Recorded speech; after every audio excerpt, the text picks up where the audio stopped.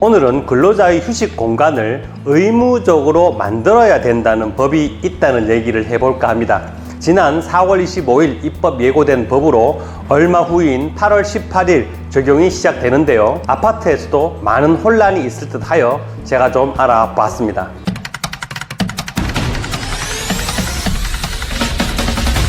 안녕하십니까. 우리 주거생활과 관련된 정보를 꾸준히 올려드리고 있는 친절한 생활연구소 김도형 소장, 김 소장입니다. 아파트에 살거나 관련된 업무를 하는 분이라면 평생 공짜인 채널 구독과 좋아요 눌러주시면 새 영상 올라올 때마다 쉽게 보실 수 있습니다. 오늘 전해드릴 정보는 산업안전보건법이 개정되어 근로자가 이용할 수 있는 휴게시설을 의무적으로 설치해야 된다는 규정이 있다는 말씀을 드리려고 합니다. 먼저 법 규정을 말씀드리면 지난 4월 25일 입법 예고된 산업안전보건법 시행령 및 시행규칙 일부 개정안에서 휴게시설 설치 의무를 갖는 사업주의 범위와 과태료 기준이 확정되었습니다. 이 규정대로라면 상시 근로자가 20명 이상인 사업장과 건설업의 경우 공사 금액 기준 20억 이상인 사업장은 휴게시설을 제공하여야 합니다. 또한 상시 근로자 10인 이상의 사업주가 전화상담원, 돌봄 서비스 종사원, 텔레마케터, 배달원, 그리고 아파트 건물의 경비원, 청소원과 환경미화원 등 7개 직종의 근로자를 2인 이상 고용하고 있다면 이들을 위한 휴게시설을 반드시 설치하여야 합니다.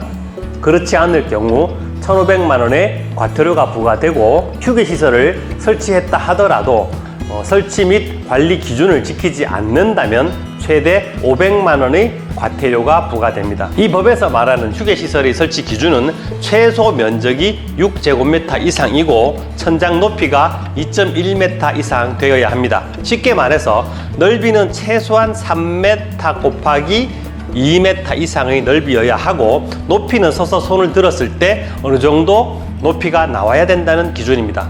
여기에 근로자의 휴식 주기와 남녀 및 동시 사용 인원 등을 고려해서 사업장 여건에 따라 노사가 자율적으로 적정 면적을 확보하여야 한다고 규정되어 있습니다. 위치는 근로자의 이용이 편리하도록 근무 장소와 가까운 곳에 위치하여야 하는데 다만 화재나 폭발 위험 또는 분진 및 유해 물질 취급 장소와는 떨어져야 됩니다. 쉽게 말해서 안전한 장소에 설치하라는 말이겠죠. 여기에 추가로 냉난방 시설을 설치하여서 여름에는 20에서 28도 정도, 겨울에는 18에서 22도로 냉난방이 가능하도록 하여야 하고 습도는 50에서 55%, 조명은 100에서 200 룩스를 유지하여야 한다고 구체적으로 규정되어 있습니다. 추가로 환기가 가능하고 휴식을 취하기 어려울 정도의 소음에 노출되지 않아야 한다는 규정도 있습니다. 한마디로 너무 시끄럽거나 덥지도 춥지도 않은 장소에 설치를 해라 이 말입니다. 이 장소에 최소한의 의자나 음용 가능한 물 등을 제공하고 해당 시설이 잘 작동하고 구비되어 있는지를 관리할 사람도 함께 지정을 하라는 규정도 포함되어 있습니다. 문제는 법 적용 시기입니다. 법 적용이 돌아오는 8월 18일부터인데 다른 사업장들도 휴게시설 설치가 급하겠지만 제가 항상 관심을 갖고 있는 아파트에서는 대응이 느리거나 거의 없는 듯해서 문제라는 겁니다. 쉽게 말해서 아파트도 10명 이상 상시 근로자가 있고 이 중에 경비원이나 미화원이 2명 이상 있다면 적용이 된다 이 말입니다.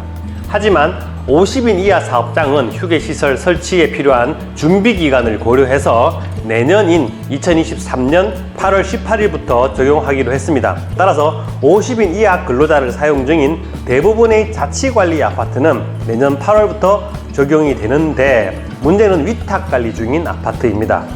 위탁관리 회사라면 아주 작은 규모가 아니라면 각 현장의 인원을 모으면 50명 이상 상시 근로자를 고용하고 있는 곳이 대부분일 것이고 그러면 대부분의 위탁관리 회사들은 올해부터 위에서 말한 기준의 휴게시설을 각 현장별로 설치하여야 됩니다. 50명이라는 인원수는 아파트마다 계산하는 것이 아니라 위탁관리 회사 기준입니다. 위탁관리 회사 통합 인원이라는 내용은 고용노동부에서 정확하게 밝히고 있는 내용입니다. 휴게시설 설치 의무자는 자치관리 아파트의 경우 입주자 대표회의이고 위탁관리 아파트의 경우에는 위탁관리 업체가 된다는 말도 노동부의 설명입니다. 위에서 말한 인원수에는 경비원이나 미화원을 별도로 용역하여서 사용한다 하더라도 자치관리는 입주자 대표회의에 기속되고 위탁관리인 경우에는 위탁관리 업체의 인원에 포함이 됩니다.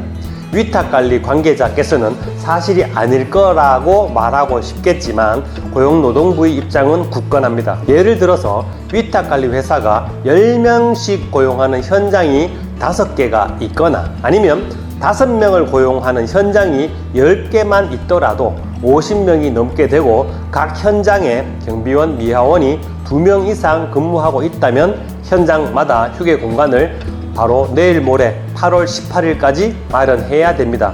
만들지 않으면 1,500만 원 과태료이고 기준 이하의 시설을 만들어 놓았다면 500만 원의 과태료 처분입니다. 제가 고용노동부에 확인 전화를 해보았더니 아주 정확하게 답을 해줍니다. 위탁관리 업체의 각 아파트가 별도의 안전관리 책임자를 두고 독립적으로 인원을 고용하며 독립생산으로 운영되지 않는다면 본사의 지휘와 고용관계를 통해서 운영되고 있다면 독립된 아파트라고 볼 수 없기 때문에 모두 한꺼번에 위탁관리 회사의 직원으로 본다는 겁니다.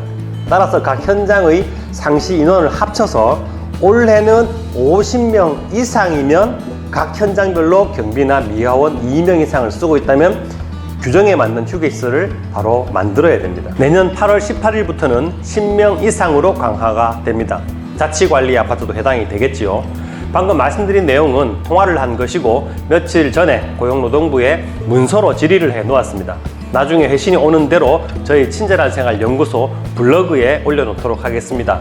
네이버에 친절한 생활 연구소 검색하셔도 되고 아니면 이 영상 아래 설명란에 블로그 주소를 남겨두도록 하겠습니다. 그리고 오늘 내용 중에 혹시 이해 안 되는 부분이 있다면 아래에 댓글로 질문 주시면 답글을 달아드리도록 하겠습니다. 나가기 전에 좋아요, 구독 꼭꼭 눌러주시고요. 종 모양 눌러서 알림 설정까지 해놓으시면 새 영상 올라오면 쉽게 보실 수 있습니다. 제 영상은 저작권이 없습니다. 여러분이 함께하는 밴드나 단톡방 또는 페이스북에 무단으로 올리셔도 아무 문제가 없습니다. 지금까지 친절한 생활 연구소 김도형 소장, 김 소장이었습니다. 그럼 다음 영상에서 만나요. 감사합니다.